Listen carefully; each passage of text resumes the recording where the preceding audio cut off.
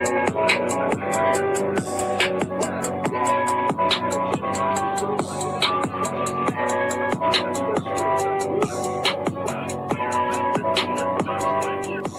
goddamn button. Push the goddamn button.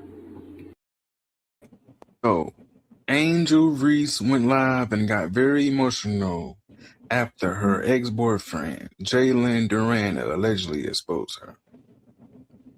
So he exposed her for having 80 bodies. That's 80 penises. That's 160 testicles. And she said he's mad because I made him spend $600,000 a week on me. So you bragging that you lost a man that was spending $600,000 a week on a whore, on a slut, on somebody that can't even make a layup? A wannabe stripper showing ass and titty juices from balls to wall, and you lost that man? What the fuck? Titty juices. Angel Reese went live and got bro. Shout out to bro.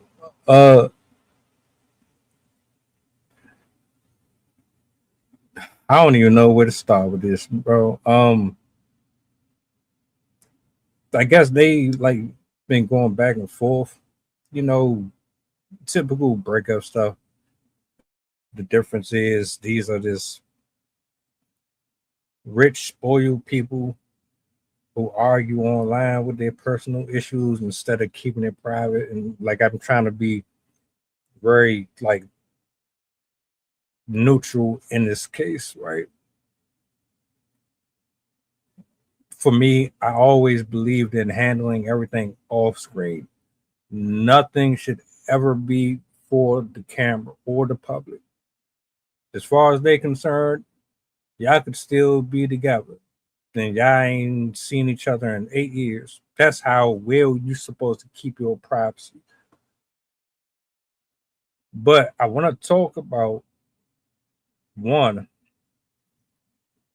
how needy you got to be to go to social media to air out your grievances, to get the opinions and thoughts of other people to side with you on who is right and wrong in a situation that happened between you and the other person. When we get to speculating, we're only going off of what we've seen. We aren't private investigators. We didn't monitor you day in and day out to know what happened there. So as far as that situation with her and her former dude, this could have just been amicable and we never needed to know about it. But because in this day and age, everything has to be documented and recorded for whatever purpose, here we are. A live stream, I guess she did, has her, I guess, flexing or trying to big herself up by highlighting allegedly this brother spending $600,000 a week on her is the reason why he's bitter and upset with her. Which, first of all, I want to be perfectly clear. How the hell do you spend $600,000 a week? Or what are you doing with $600,000 a week? Because clearly you weren't making that a year in the WNBA. So you found you a sucker who probably actually cared about you. You found a good dude that really rocked with you to spend that type of bread on a narcissistic thirst box who really is edging her way into OnlyFans. You found somebody to spend all that bread on you. Y'all break up for whatever reason. You move on, but y'all still going back and forth on the internet. And something inside of him just won't let you go. Is that what I'm gathering from this? That you were just such an exceptional girlfriend that the thought of him being without you is just eating him up alive. So he's going on a rant online to destroy your character. 80 bodies. 80 bodies at the age of 23 is not really far fetched considering the climate that we are in. And I remember like growing up, we already knew what sex was anyway. A lot of my peers were having sex in fucking elementary school. And I'm just putting it out there for the parents or future parents. We are there. That is the timeline that we are on right now. So don't get it twisted. Don't ever think that if you walking around your house in a towel or whatever the fuck the case may be, that these kids ain't seeing it or they are not advancing at a younger rate. Because yes, so I'm not surprised if she has 80. 80 is wild as hell though for being 23. But she goes on to say, well, shit, there's people that I played ball with and went to college with that had 300. 300? So y'all niggas just y'all don't care. It's clear. I was never going to spend $80,000-$90,000 a year on no books,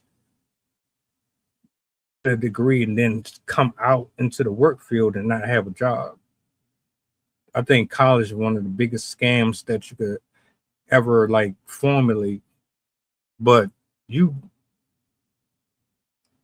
go to college to have an experience, and I know that that's a part of it. Indiscriminate sex, drugs, alcohol, joining sororities, and all that. But at the end of the day, 300 bodies, 80 bodies. But you are what? Supposed to be a representation of females for little girls. I think, oh man, this is rough, bro. Because we talk about the body count stuff all day and all night.